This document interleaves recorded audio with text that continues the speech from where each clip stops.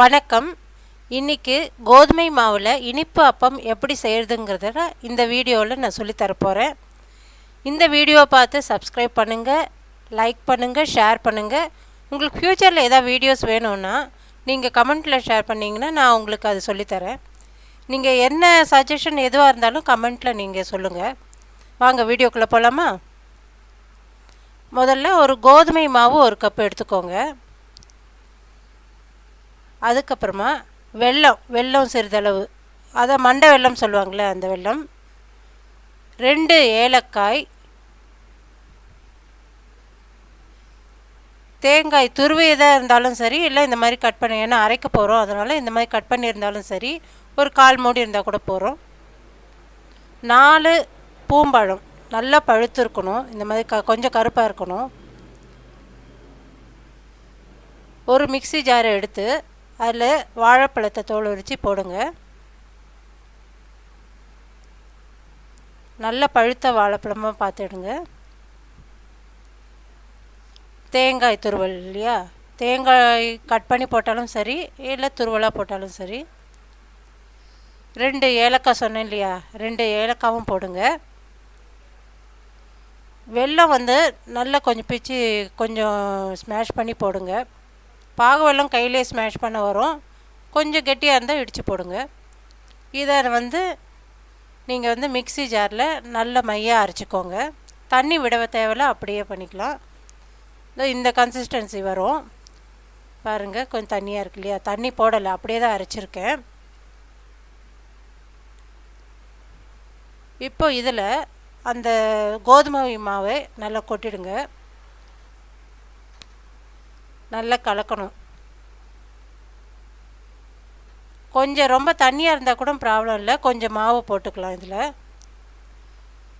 அதாவது எண்ணெய்க்குள்ளே விடுற அளவுக்கு கையில் எடுத்து போடுற மாதிரி இருக்கணும். இது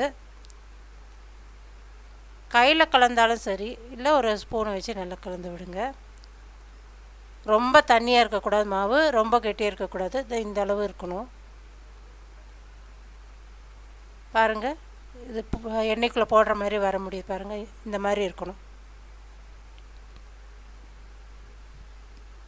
இப்போ ஒரு கடாயை எடுத்துக்கோங்க, அதில் எண்ணெயை விடுங்க. எண்ணெயை விட்டு ஒன்று ஒன்றா இந்த மாதிரி போடுங்க.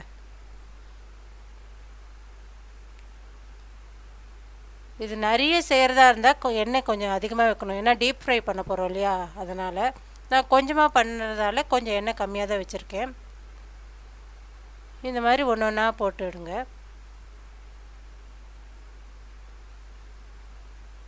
எண்ணெய் குறைவாக இருந்தால் என்ன ஆகும்னா அப்படியே உள்ளே உட்காந்துடும். நம்ம கையில் அந்த கரண்டியை வச்சு கொஞ்சம் தள்ளி எடுக்கணும். எண்ணெய் அதிகமாக இருந்ததுன்னா அதுவே நல்லா மேலே எழும்பி வரும். பாருங்கள், இந்த மாதிரி உட்காந்துடுது. இதை ஒரு 4-5 நாள் வச்சு கூட சாப்பிட்லாம், ஒன்றும் கெடாது. இன்றைக்கி செஞ்சால் இன்றைக்கி மொறுமொறுன்னு இருக்கும், இதுவே நாளைக்கு சாப்பிட்டிங்கன்னா நல்லா மெத்துன்னு இருக்கும். உங்களுக்கு எப்படி வேணுமோ அந்த மாதிரி செஞ்சுக்கோங்க.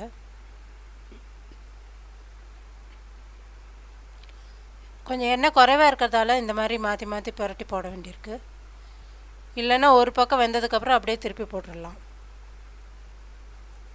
உங்களுக்கு நல்லா மொறுமொறுன்னு வேணால் கருப்பாக எடுக்கணும், கொஞ்சம் மெத்துன்னு வேணும்னா ஒரு இந்த மாதிரி பொன்னேரமாக இருக்கும்போதே எடுத்துடணும்.